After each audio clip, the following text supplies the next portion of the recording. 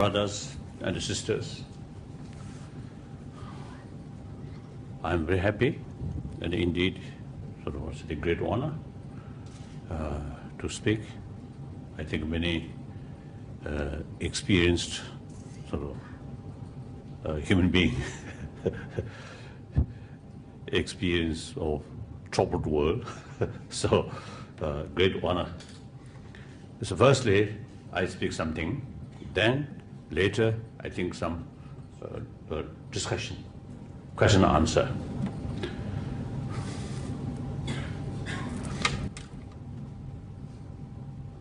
So, 1956, I came this country on Buddha Jayanti celebration. I think before that, 1954, when I was in Peking, Pandit Nehru, great Indian Prime Minister, came, and first personal meeting there, a little bit strange,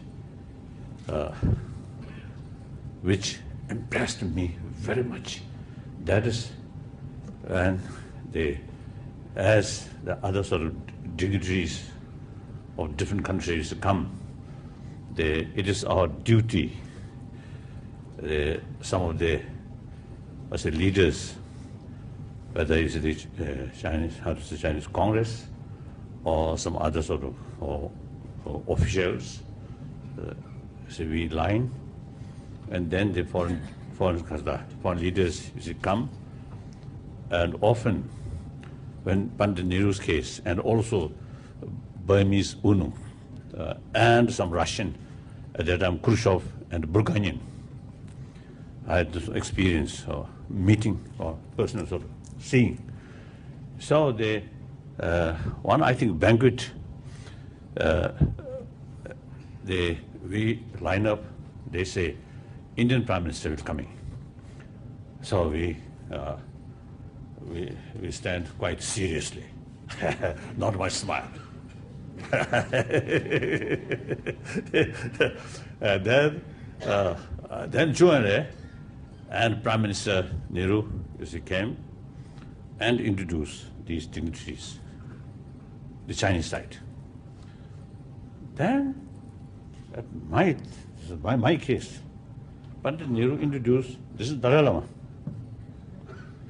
The Pandit Nehru, such a sort of experienced person, but remained there few seconds motionless. Remember that. Then I immediately my hand used to go like that, and then Chuan also very clever, then introduce next person.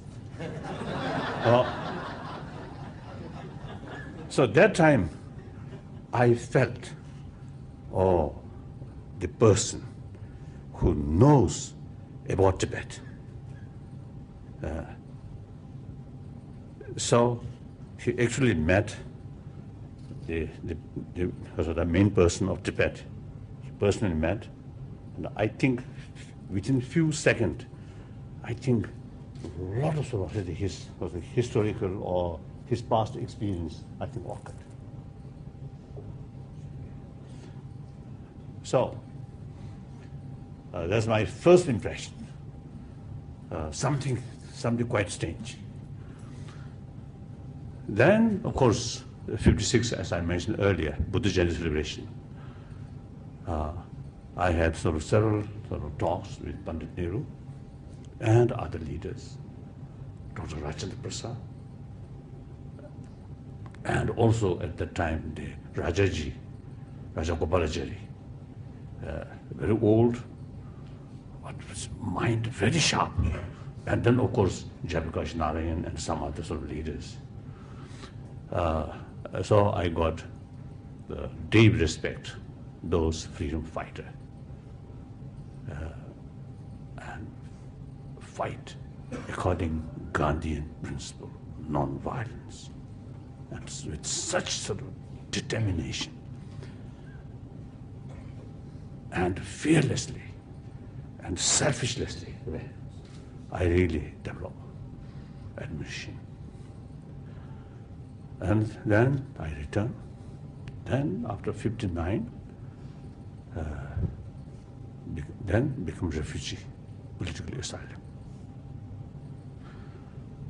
Government of India sort of help immense, particularly in the field of education.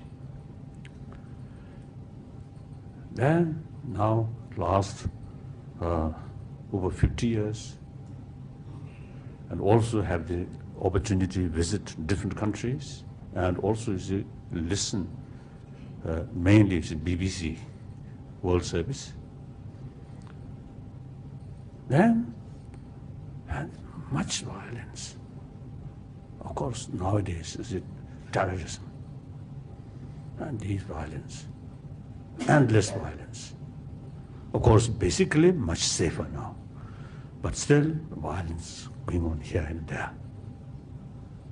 And then also the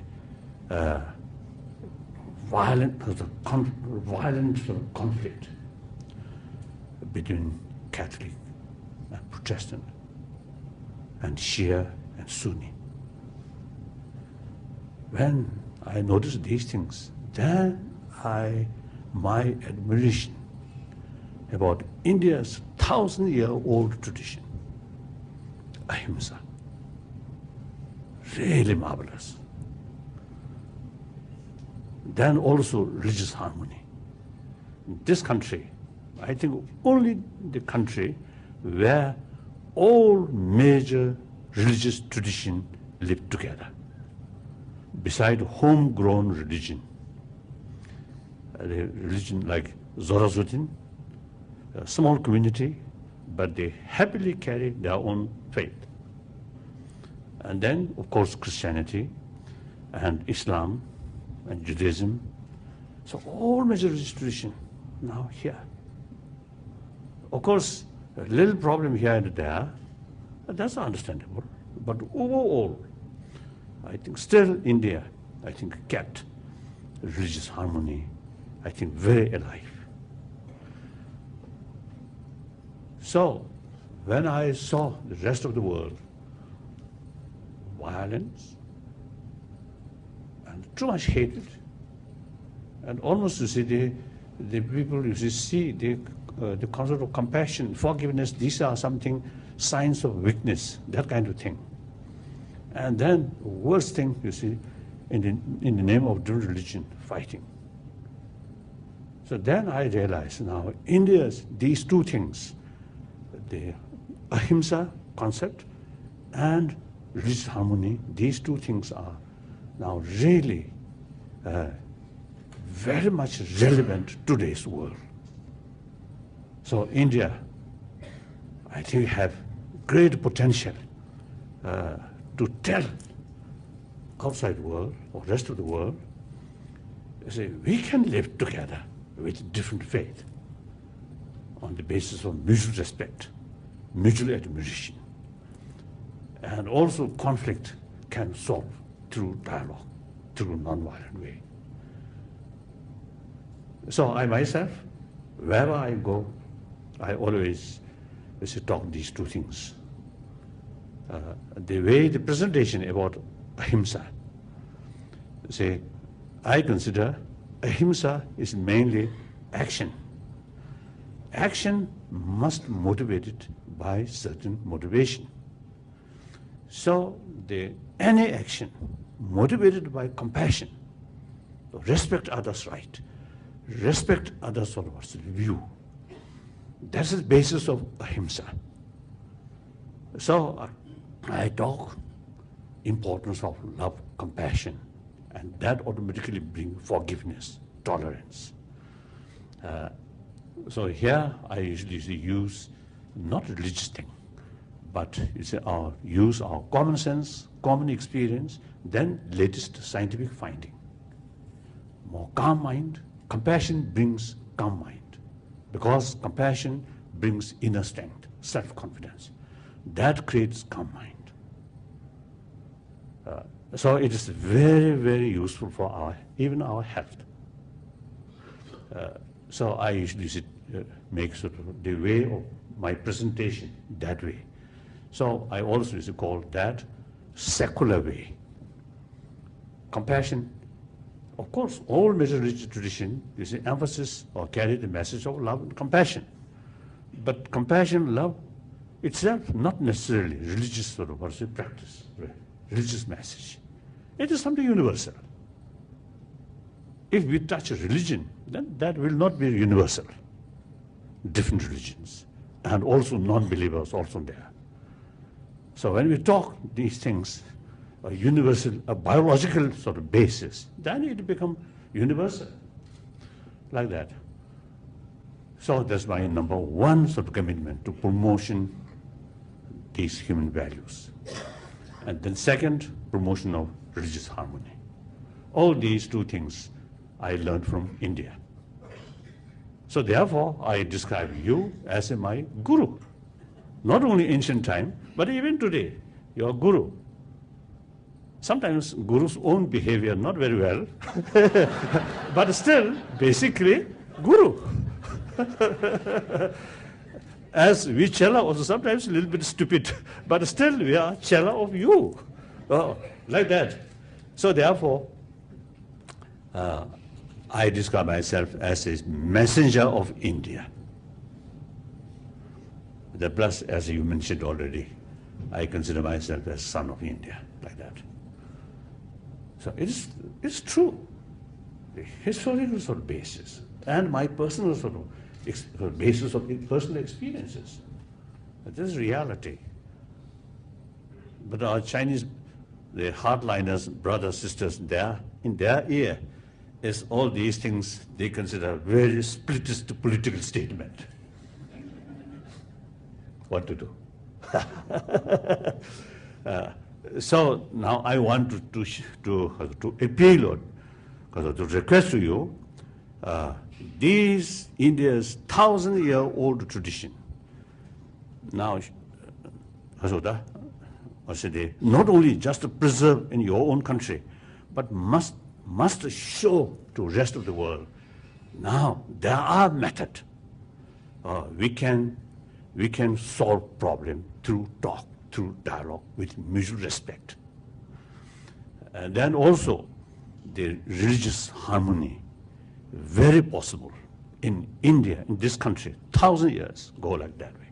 So therefore, I appeal to you, and also in recent years, whenever I met some Indian community, whether in New York, whether in Canada, and also I think some different country, when I met some Indian community, I told them, you settle in this country. Now you should be active regarding promotion of ahimsa and the promotion of religious harmony. So firstly, in Asian community, Pakistani also there. So in mainland Pakistan and India, sometimes a little difficult relations, but Pakistanis, Indians in those areas, you should make closer relation, close understanding. And then among the Muslim, Shia and Sunni, make more effort, come closer. And then some other places, some problem due to these different religious tradition. You, Indian community, go this area and help them to solve this problem. I appealed. And also, you see, I really have the feeling, strong feeling. Wherever Chinese community, bigger community there, they always create Chinatown. No Indian town. Why? I think really, culturally, spiritually, you see, you have, I think, even greater potential. Create Indian town. And then that can be a zone of peace, zone of ahimsa. Isn't it? Like that. I think you should take more active role for promotion of these things, wherever Indian community live. And Indian diplomats also, I think, can, beside your sort of daily official duty, you can do these things. This I want to tell you, my request.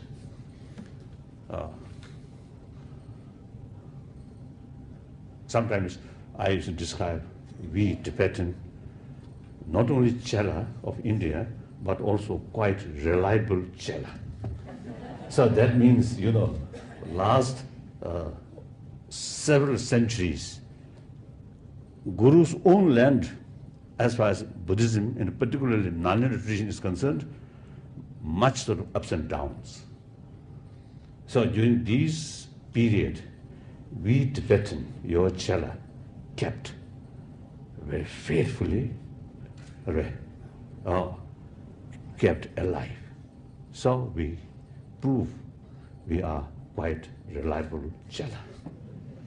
So from a Chela, quite reliable, so the reliable Chela now appealing to my Guru, please think these things and must realize your own values or traditional sort of values and potential. I think that's very important. Sometimes you need more, I think, the more meditation for self-confidence. That's important.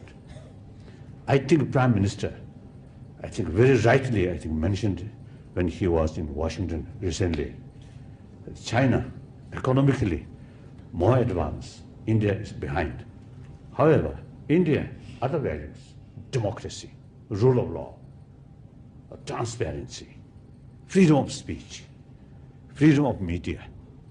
I think he rightly mentioned these things. Seems to the world forgetting these things.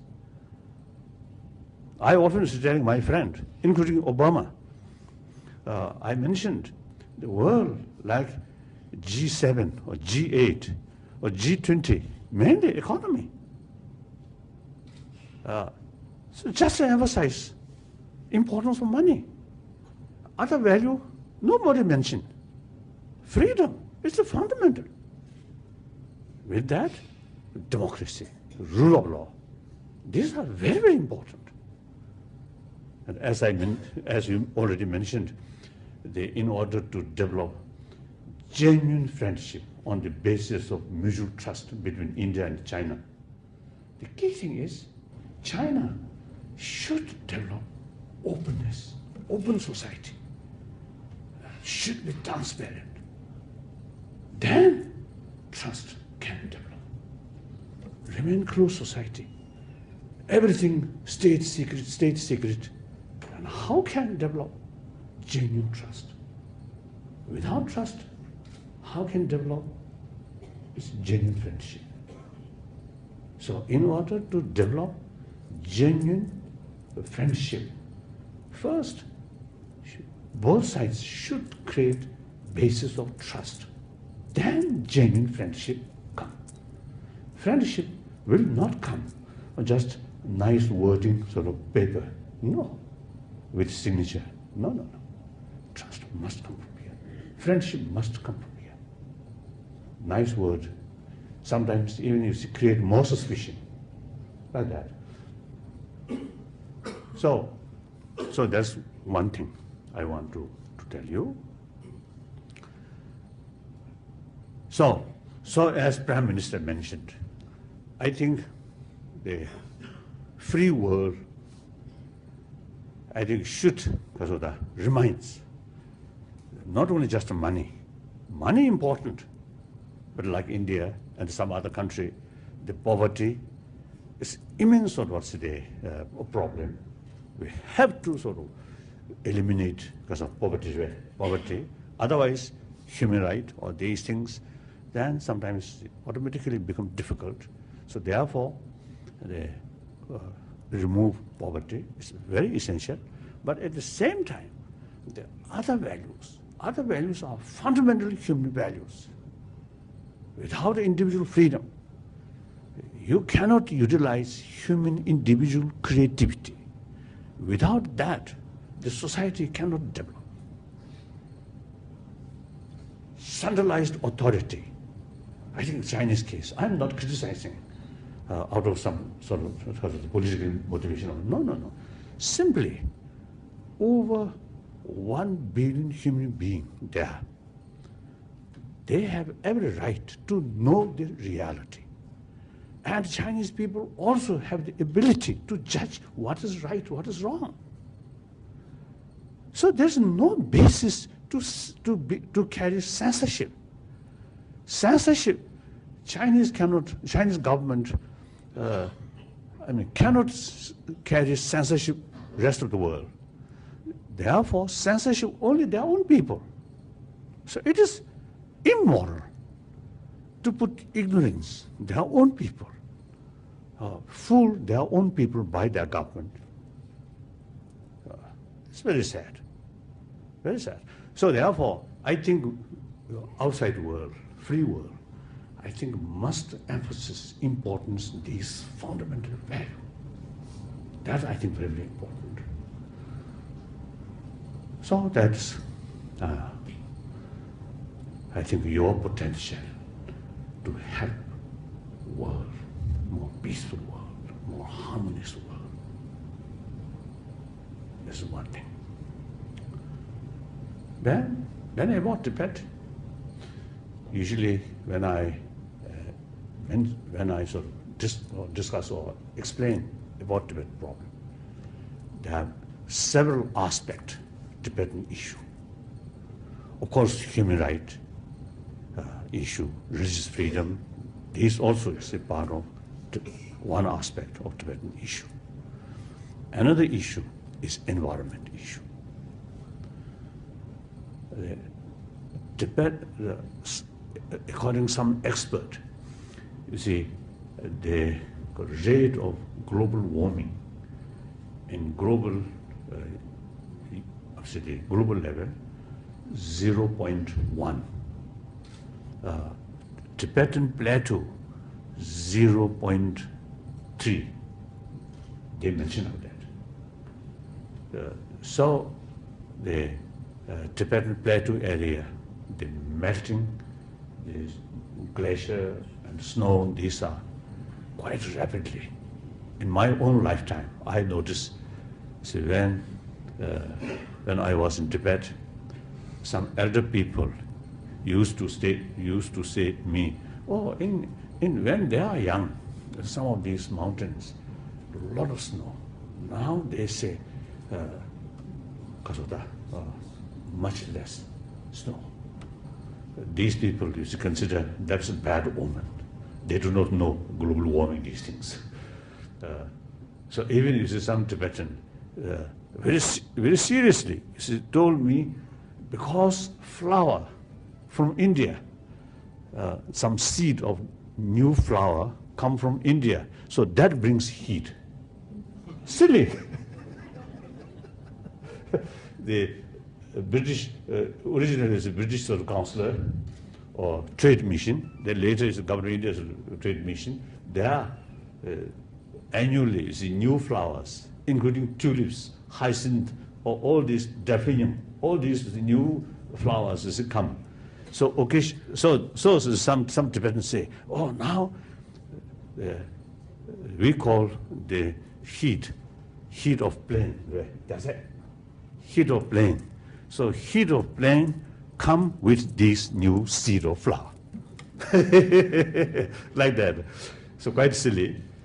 So in any way, is it the global, the Tibetan sort of plateau, the warming very rapidly. So all major rivers which cover almost whole Asia, from China up to Pakistan, these rivers, ultimate source come from Tibetan plateau. So these rivers, I think over billion human beings' life depend on these rivers. So therefore, taking special care about Tibetan ecology is not only just 6 million Tibetans' sort of interest, but also the over billion human beings' sort of concern. This is very important. And this is non-political. It's something important for everybody. So China also, you see, I think the Chinese government also, you see, need some sort of, more research work. These are, I think, India, just the next sort of neighbor. So the Ganges, Brahmaputra and some other river is directly linked with Tibet. So I think India have this sort of right to express your concern about ecology of Tibetan Plateau. Then some Indian experts, they say, because Tibetan area were high altitude and also dry climate, so once some damage environment case, some damage done, the natural sort of recover take longer period. So therefore, it need special pay attention there. So I hope you see the people like you, I think from time to time, you see they express your concern, and eventually, if possible, some expert. In many cases, I asked some parliamentarians in Europe, in Australia, in America, I asked them, some expert about ecology, organize and with Chinese expert jointly go these remote area in Tibetan Plateau and thoroughly study what necessary for protection of these environment and how much already damage. These thorough research. This Chinese, there is also interest of the Chinese government. These are not political. This is something part of global warming issue like that. This is one thing I want to say. I think finished. That's all. So now some questions now.